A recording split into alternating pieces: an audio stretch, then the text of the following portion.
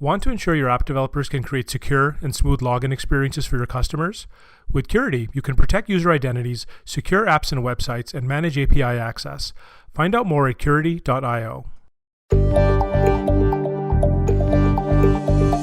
Hello, and welcome to another episode of the InfoQ podcast. I'm Thomas Betts, co-host of the podcast, lead editor for architecture and design at InfoQ, and an application architect at Blackbaud. Today, I'm joined by Holly Cummins. Holly is a senior principal software engineer on the Red Hat Quarkus team and a Java champion. Before joining Red Hat, Holly was a longtime IBMer.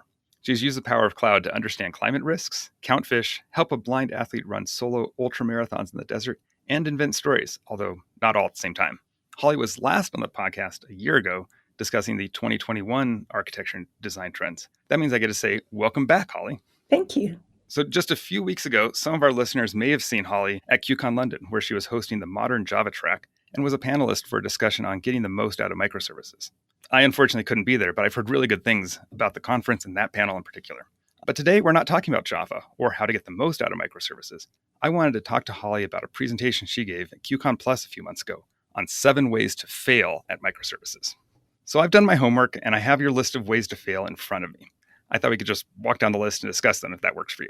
Yeah, I mean, this is kind of how to get the least out of microservices. Right. So the first two are actually, in my head, fairly closely related. You called them the murky goal and microservices envy. So what should and should not be the goals of microservices?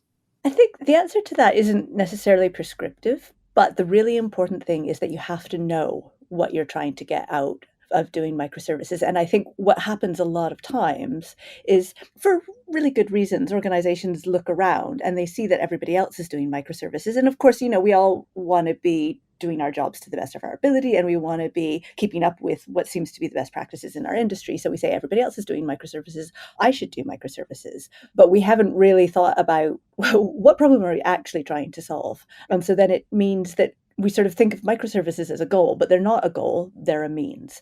And so then if we think of microservices as the goal, we don't think about what else we need to have in place to achieve our actual goal, whether that's being more agile. Well, agile is a word I hate to use, it so loaded, but whether we want to be able to deliver more quickly, or whether we want to be more resilient, or all of those are legitimate goals, or whether some of our team really want to program off in Python and we want to support that. All of these are fair goals, but we need to know which one we're going for. And where does microservices envy fit in? Just the idea that everyone else is doing it and I'm missing out? You said companies see other companies. Is that also on an individual level? I think so, yeah. That's a really good point, because I think it's both. One of our fellows in the IBM garage, he used to have this rule that when he sort of did an initial session with clients, if they said Netflix, which did sometimes happen, he thought, okay, we're going to have an awkward conversation here, because, we see these sort of presentations and really, really good things coming out of some of these organizations. And we say, okay, well, if I do microservices, I'll be like them. And it's like, well, our problems are different and the solutions are probably different and the conditions for success are different as well, and the culture is different. So that's the sort of the organizational level. But then at the individual level as well, I was really surprised a while ago because Red Hat did a survey looking at the drivers for container development. And the number one driver was career progression, which I think they didn't want to put CV-driven development on the survey because it looks a bit cynical. But, that really is a nice way of saying CV-driven development. So as individuals, we kind of look at our CV and we say, oh, there's this big gap where microservices should be. And, that's not going to work out for me. So I need to re-architect my whole stack in order to fill in the gap in my CV. And again, not the best reason to re-architect a whole stack. Yeah, you're saying we shouldn't pay developers based on the number of microservices they create? Yeah. And I think that sometimes there is this culture of, well, if I do, one container, that's good. If I do 2 containers, that's even better. And if I do 400, I'm a hero of containers. It's like, well, maybe.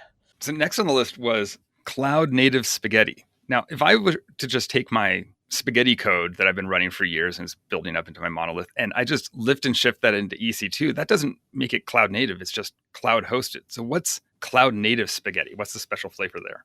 I think you probably have given a good description of part of it. And what makes it cloud native spaghetti is when you then decide that really you need to have it running across 600 containers. And I think we sometimes assume that decoupled and distributed are synonyms. And we sort of think, well, if I distribute my application, that's going to ensure that it's decoupled. But all it does is ensure that if it is coupled, the costs of that coupling are going to be way more painful and way higher. And so we end up with this situation where we've got a distributed monolith and everything is connected to everything else. And we don't necessarily even understand the connections. It's quite hard to get a system level view because it's distributed and it's in the cloud.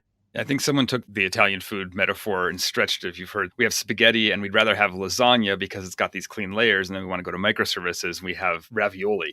We have these individual pods that we can eat, and it's got everything you need in there. It's a different pattern. You have to start differently. You can't just take everything out of the pot and turn it into ravioli. It does take that re-architecture. It's where that metaphor actually keeps going and working. So how do people get around that cloud native spaghetti? Does it go back to the goals of we want to be decoupled? And so how do we design for decoupling, not just distribute for the sake of distributing? I think continuing the sort of the ravioli metaphor, because I sometimes make ravioli and it's really skilled. And if I don't get it exactly right, what I end up with is the filling sort of escapes in the pot. And then you sort of look and there's, spinach all over the inside of the pot. And I think it's quite similar with microservices that at the design stage, you may think they're all encapsulated, but then no plan survives contact with reality. And then this coupling can creep in. And so one of the things that I think is quite useful, so you have to do it at the sort of the design stage, but then you have to continue doing it at the development stage. And you have to ensure that you've got something like contract testing to really make sure that you're aware of your dependencies and managing your dependencies and discovering leaks in your dependencies where a change in one microservice will break other microservices and you didn't maybe know about it. Yeah, I remember that contract testing. I just shared that some coworkers, the example of how to do pack testing. How do I test that if my service changes or my dependency changes? How do we both agree on we'll both break respectively? We'll know that ahead of time. And that's hard because no one gets it for free. You either get half of it and then you fail, or you have to take the time to make the contract test something you both agree on. Yeah, and I think Pact isn't as popular as it should be. And I think there's a couple of reasons for that. I think one is that it can be quite hard to sort of get your head around the full capabilities. And if you don't, then you sort of think, well, this is just, open API validation, and it's a lot more than that. But as well, when you do something like packed testing, you pick up a whole bunch of burdens. So you pick up the risk that your build might fail because of something someone else does. And you pick up this obligation to talk to other people to figure out what your combined behavior should be. But of course, that's the exact same things that you're going to need to be doing anyway if you're going to have a successful microservices architecture. So it's just front loading it so that you have to have the conversations at development time rather than having to have the conversations when you've just had a ticket come in because everything is broken in production.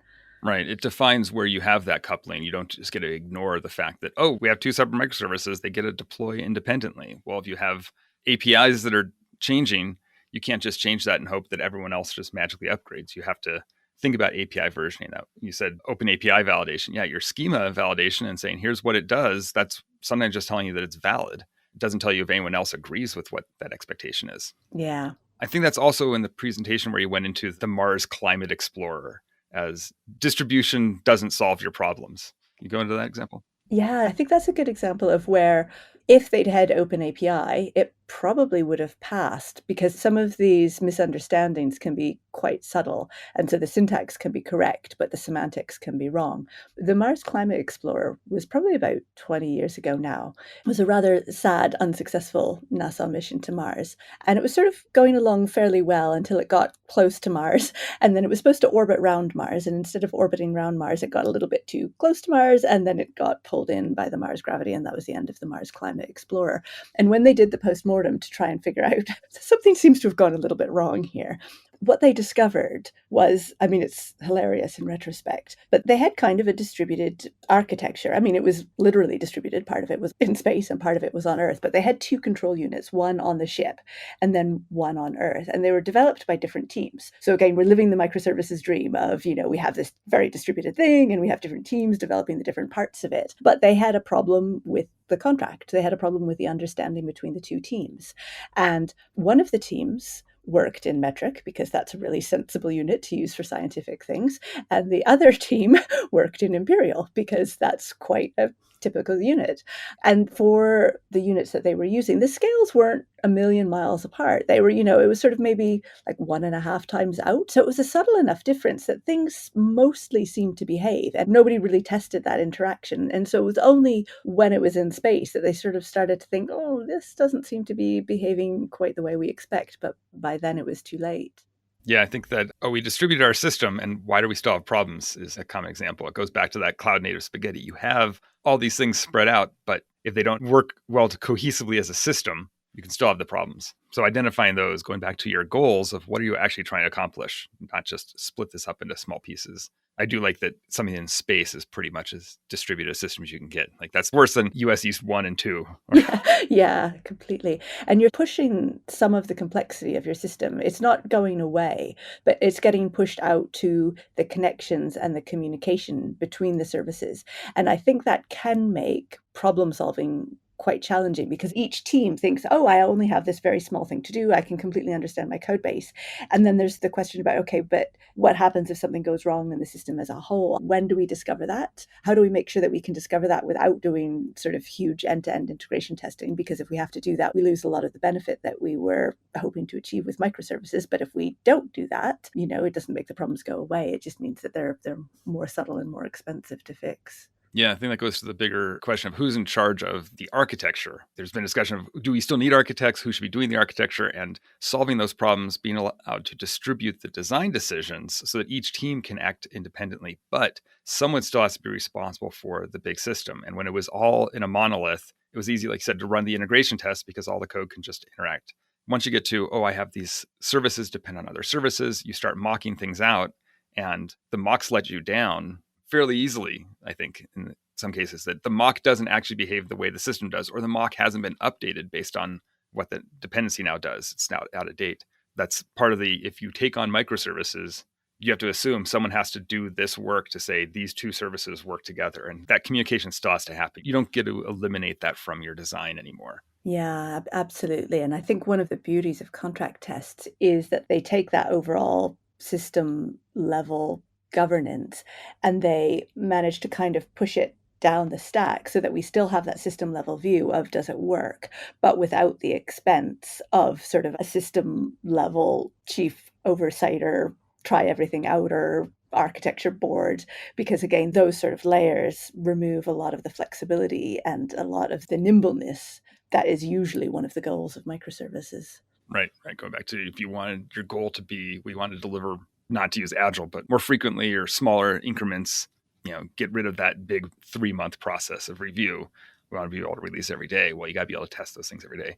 And I think we'll come back to that in a minute, but I'm going to move us on to number 4. What is an enterprise hairball? Oh, yeah. So I love this mental image, mostly because it makes me think of cats and the internet is for cats. But the enterprise hairball is something that, again, I think we can sometimes forget when we first start thinking about microservices, because we think about our business layer and we divide it up into microservices and we think job done. But then we realize that, of course, our architecture has a bunch of other layers as well. So there's the front end layer. And I think we're getting a lot better now at dividing that up into micro front ends as well. So then we think, okay, I've divided 2 layers into microservices. I'm completely job done. But any kind of enterprise system of a reasonable size, there's going to be the other layers as well. So there's going to be the databases. And again, we're sort of starting to learn that we want to divide those up. But then usually there's the integration layer as well, all of the messaging. And those layers often can be like a hairball. They connect everything else in the system together, and it can be really difficult to tease them apart. And we're starting to sort of learn the techniques for micro integration and dividing these things up into much smaller modules. But that's still a work in progress. And if we don't get that right, we end up in that same situation where we have some things that are decomposed, but then when we actually try and deliver it and push it to production, we have to put a ticket into the integration team, and they can only release every few months, and they've got too much work. And so then it ends up sort of running into this brick wall again and getting blocked. Yeah, I think the example I like to go back to is if you've read the article on data mesh, we brought it up a few times on the podcast, but it's that paradigm shift of you can't have the bottleneck in your system where, we put everything into a single data warehouse. And it's got to match the schema and everything has to be exactly right. And we've got to take all the time. And every time you change something upstream in the source system or downstream in the reports, the integration team has to say, okay, we've got to change all of our data adapters to fit that. And data mesh is kind of the DDD approach to data that you say, okay, we're going to attack that specific part of this problem of I'm going to make our data integration really on the product team that owns that data. They now understand the entire process up and down the stack. And if we want to then build in integrations between 2 or 3 data services, we can put them together. Is that the same idea you're getting to, that that's just one aspect of those integration hairballs that always exist in a giant company? Yeah, exactly that. Also, I do like the cat metaphor because I can just see Yeah. cats coughing up hairballs over a data center, and it seems Yeah. totally legit. All right. For the next fail, I'm going to pull out my Princess Bride quote and say, you keep using that word. I do not think it means what you think it means. The not actually continuous integration and continuous deployment. So I have CI/CD. Aren't I done? What is not actually continuous? We're starting to use CI/CD as a noun rather than a verb. And we think it's something that we can buy and then put on the shelf, and then we have CI/CD. But if we sort of think about the words in CI/CD, it's continuous integration and continuous delivery, or deployment, confusingly. And so what I often see is I'll see teams where they're using feature branches and they'll integrate their feature branch once a week. So that, of course, is not continuous integration. It's better than every 6 months, but it's fundamentally not continuous. And really, I think if you're doing continuous integration, which you should be, everybody should be aiming to integrate at least once a day. And that does mean that you have to have some different habits in terms of your code. You sort of need to start coding with the things that aren't visible and then go on to the things that aren't visible and other things like that. You need to make sure that your quality is in place so that you've got the tests in place first so that you don't accidentally deliver something terrible. But I think it's something that we should be aspiring to.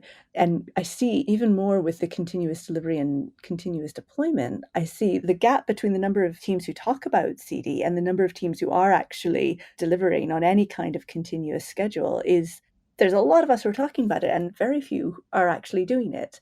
And particularly with microservices, what we should be aiming for is that should be getting us more to a genuinely continuous delivery, because we should have independent deployability. But that's hard, that's scary. And so what I often see is that we'll put in these patterns. So I heard about one shop, and what they did was it was quite scary, the idea that the microservices might deploy independently, because what if they didn't work together? So they made sure that they had a single pipeline so that everything went through this one pipeline and deployed at the same time. I heard another story where it was a bank and they were getting really, taken apart by the challenger banks. And so they looked around and they said, well, we've got this big COBOL estate that's probably not helping us. I don't think the challenger banks have COBOL estates, which is probably true. We need to change to microservices. Probably, also a reasonable thing to do. But then they added that their release board met every 6 months. So if your release board only meets every 6 months, there's no point talking about CD. You just don't have CD. And so that was the sort of the thing that they probably needed to be looking at first before they started thinking about the re-architecture to microservices. Yeah, I think the CI part of CI/CD, so they get lumped together, they get turned from a verb to a noun. CI, I think, has been around long enough, people understand it. I check in my code, tests run, I find out that even if the tests don't run, what if someone checks in code and it no longer compiles because they broke something on mine? That was my first experience with CI more than 15 years ago, right? Like somebody checked in code and I saw someone else check in code and we didn't know what we were working on and the build broke. It was like, yay, we found out the build broke. That's great. And the compiler was our first unit test. Might have been our only unit test at that point. Yeah. And the continuous delivery didn't exist. It was like, well, at least I can just download that latest thing and manually deploy it because we have a manual deploy process. I think people sometimes get hung up of what the D means. I think you did say both of them, continuous delivery and continuous deployment. Where do you see the difference between those two? And where do you think people are on the spectrum of actually doing either or both? So I always get this one backwards, but you can correct me if I get it wrong. I think part of the reason I get it backwards is I'm sure sometimes you see contradictory definitions. But so 1D is delivery. And that is, I could actually, if I wanted to, push this out into the wild, but I'm not actually going to push it anywhere. And then the other D is deployment, which is, okay, I have actually pushed this to prod. But there's another one, which is the R, which is release. As we start to think more about CD, we need to draw a distinction between deployment and release. So we can have things that are running on the production server, but no one's ever going to see them because they're switched off, either using feature flags or using some other mechanism. Or if we want to be sophisticated and get some confidence, we have 1% of our traffic routing to them. We have friends and family routing to them. So we can try these things out in production because they're going to behave differently in production, but without the risk of that full blown, we have just deployed this and now everybody sees it. And the only way to go back to unseeing it is to undeploy and do a rollback, because that's scary and risky. Yeah, I think you're right that the terms don't have very clear definitions, and you can probably Google and find the conflicting ones fairly easily. Yeah. I think you got to the fundamentals that I've understood, which is my code running on the server in production? That doesn't necessarily mean anyone's using it. That's either that release that you described or the delivery, because I've heard delivering value to the customer is sometimes the stretch. And that's where you have to have some way to turn it off so that it's not delivered to everybody. And that's the feature flags or the percentage, the slider scale of some people get it, some people don't. But that's complexity you have to bake in. Yeah, it's not free for sure. I think with the D, I think it seems to be sort of defined at both ends of the spectrum. So one of the Ds is, as a developer, I have done my job. I have pushed my code and it's somewhere and it kind of works. So, it could go out. And if it doesn't go out, that's not my fault. That's the fault of the release process. And then, as you say, the other end is, well, this thing is out there. People are actually using it. But I think with all of it, the key is to make doing it so boring because we're doing it so often. So instead of it being this big celebration, it's just something, well, of course, I pushed it and it ended up out in the wild and nobody noticed, which is a good thing. That it's not my job anymore really gets to the heart of DevOps as a actual, I've got DevOps in my bones. We don't even talk about it because it's just the thing we do. When I was at a small shop and there were only 3 developers, we had to be DevOps because there were no ops. We had to run it. When you get to the bigger companies, when you have development teams and operation teams, it's well, that's no longer my responsibility. And that's the kind of the pattern that we're trying to break from. But does it get to a point where the ability to release that to customers now becomes something that developers have to be concerned with? They have to build in the feature flags. They have to check for the feature flags. Whatever mechanism they're using to handle the release, that becomes part of the code base, just like infrastructure as code becomes part of the mindset. It's a good question because I think we sort of push it in both directions. I think as a developer, it's really a positive thing and I should have an interest in getting my stuff out. And if that means doing extra things with feature flags and that kind of thing, but it means my stuff gets consumed within a week of me writing it rather than having to sit on the shelf for 6 months and I don't get any feedback, as a developer, I want feedback. So that's a good thing. But on the other hand, with the sort of the general shifting left of everything, that does seem to put more and more burden on developers because now we have to know the code, we have to know ops, we have to know security. And some people like those aspects. And I think some people are a bit uncomfortable that their job is expanded and the expectations on them have expanded, but the time has not expanded. Yeah, I think it's that level of abstraction of where do you work and how do I make it easier? So how do you focus on your code and you still get to write your Java or your C#, your Angular, whatever it is. But now you have to be a Kubernetes expert. I don't have time to learn Kubernetes. How do I abstract that away? So yes, I'm still responsible for deploying the services, but you don't have to be a full backend engineer or infrastructure engineer, giving people the paved road, doing the supporting teams that can take care of some of that for you. So you don't have to worry about it. Let me give you an easy way to implement feature flags. And now it's just, you just call it. But that has to be a solved problem. Again, it's that idea of you must be this tall to ride the microservices roller coaster mindset. These are one of those things that you have to be considering. And maybe it's not day one that you have them, but you're going to have to think about it before you get to the 400 microservices. Yeah, I think that the paved road is really important and automation is incredibly important. And what both of those I think are doing is bringing, depending how sympathetic you're feeling, either that empathy for your team into your architectural practices. So you do have to be this high as an organization, but we do want to make it so that it's easier to do the right thing than to do the wrong thing. And we want to make it that people can avoid making mistakes fairly easily because that's good for everybody. So another way of thinking of that is, we want to be idiot proofing it. We want it to be that there's a seamless flow and things just work and you don't end up in this situation where we have these really challenging processes. And with Kubernetes, for example, that's something where I think as an industry, we're struggling a little bit because it's really hard. And so how do we get the value from Kubernetes without having this extra cognitive load on everybody in the stack? I always like the term falling into the pit of success. Like, how do we Yeah. define it? So you just go through and like, boom, oh, it just worked. That's the Yeah. great mindset I like. You did a great segue because you mentioned automation being really important. Number 6 of the ways to fail is the someday automation. So what happens if we put off our automated tests or releases or compliance? What do we end up with at we'll get to that someday? The problem with automation is everybody loves the idea, but automation is expensive. And the value that automation delivers is kind of subtle, because what the value that automation delivers is the mistakes that we don't make. And that's hard to measure. So if as an organization we're up against it, we have deadlines, it's really easy to say, well, yes, I know that I should be doing this automation, but I have this much more pressing thing. So I'll do the automation second. Oh, I have this other more pressing thing. I'll do the automation. And then we end up that the system has become more and more complex. And so automating it becomes more and more complex, and it just keeps getting pushed off because there's always something. That's the same mindset as, we'll implement security at the end. We'll just patch it at the end or we'll bolt it on.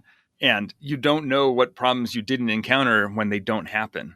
Like, the data center didn't catch on fire. The servers didn't crash. Was that they just didn't crash, or we took measures to prevent that from happening? Did we have all of our antivirus scanning and whatever other preventative measures to prevent us from being hacked? Did we do all those things, or did we just get lucky? And you can't test for the false negative situation. And the automation, yes, it's great when it catches it. And I love seeing something like prevented me from deploying bad code. Like, I always benefit from that when it works correctly. But when it lets it go through, I always scratch my head. I'm like, are you sure it went through? Did I actually write the right test? I hope it works. Hope is not a plan. And so doing that automation, I think you also brought up the idea of the longer you wait, the bigger the problem becomes. And having that paved road, this being part of it, like make it easier for people to write the automation, the tests that they need, so that you can get to the point where I feel more confident that the code I'm deploying, that I'm releasing to customers, I'm delivering value and it works. And habit and expectation is such a big part of this as well, because automation is hard. So it does take skill, but the more we do it, the cheaper it becomes. And so my team, when we started a new client project, on day one, the first thing we would do is the build pipeline, because we knew we'd get the most value from it if we did it on day one, and the cost would be the same whenever we did it. And I worked with another team recently, and they sort of, were 2 months into the project and they hadn't yet found the time to do the build pipeline. And I thought, there's so many things that could have been avoided if we'd done this every day. A bit like brushing our teeth. You just say, of course I'm going to brush my teeth, because it would be really bad not to. Let me build the build pipeline before I write the Hello World app. Yeah, totally. And the automation, I think you said it's the same thing as microservices. If the release is hard and you only do it every 6 months, if something's hard, do it more frequently. How do we get to the point where I can deploy our code more frequently? How do we test our code more frequently? How do we do all of these things more frequently? And that means each of those steps has to be smaller. You can't have the 3-month process every day.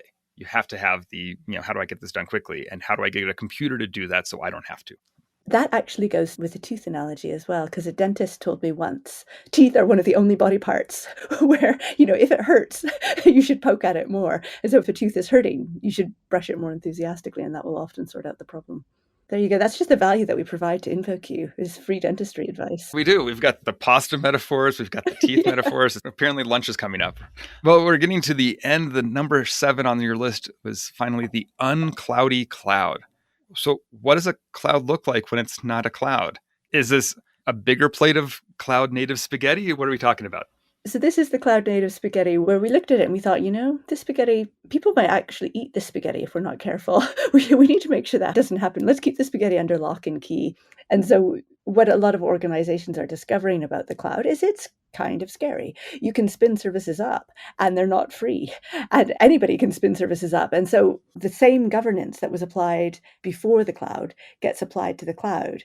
And so it means that, in order to get an instance, you have to fill in loads of forms and you have a big long wait. And these are sort of, put in place to try and manage the cost and to try and manage the security. But I'm not sure they're very effective at either of those. And they introduce all this friction into the process, which means that you're carrying some of the costs of the cloud without getting the benefits of the cloud. You don't have that self-service. I think it's the analogy to people switching from waterfall to agile processes and still saying, I want to have all my requirements done up front before we go into our agile sprints. Well, why? And then, we have to do these same processes. We're just going to do all the processes more quickly. You need to change the processes, right? Like you have to adapt to being cloud native. All of your processes from 10 years ago don't necessarily apply. They might have been good at the time and done for good reasons, but you have to rethink everything. And it's not just that people are lazy and don't want to do work. It's that these processes aren't actually going to give you the outcome that you're hoping for. At the recent QCon London, Sam Newman, he had a lovely story where he went into an organization and he talked to the developers and he said, what do you really want? And they said, we would love to have a cloud. And he talked to management and they said, we have a cloud. And then he sort of had to go around the circle a few times. And then he realized that what was missing was the self-service. It was someone else's data center, but the layers of governance were so oppressive that it felt like it was on-prem. So we've covered a lot of ways to fail. I think we gave a little bit of hope. Is there anything else? Because I love talking about anti-patterns. I think sometimes they're guilty pleasure of like, look at how badly that went. Can we end on a little bit of hope for the listeners? What should they really be doing? What are some guiding principles to avoid these failures and hopefully end in the pit of success? I think the good news is I think we really are going in the right direction as an industry. A lot of the things that we're sort of wishing we were doing now, even if we're not doing them, we weren't even thinking about doing 10 years ago. But really, I think the path to success is, first of all, have that really hard and clear conversation about what problem are we trying to solve, and then look at the holistic picture of what do we need to do in order to achieve that. Some of it is going to be technology, but not all of it is going to be technology. Some of it's going to be about the processes and the people and the business flows. And then once you've got that definition of your problem, then it's all about optimizing for feedback. So how can I make my feedback as fast as possible so I know if I'm actually on the right path? Put in the psychological safety, because that enables better feedback, and it also just makes it a nicer place to work so that we can try things out. We can do the little experiments. If it goes wrong, we fix it quickly rather than trying to pretend it didn't go wrong in case, anybody comes and punishes us for the bad thing.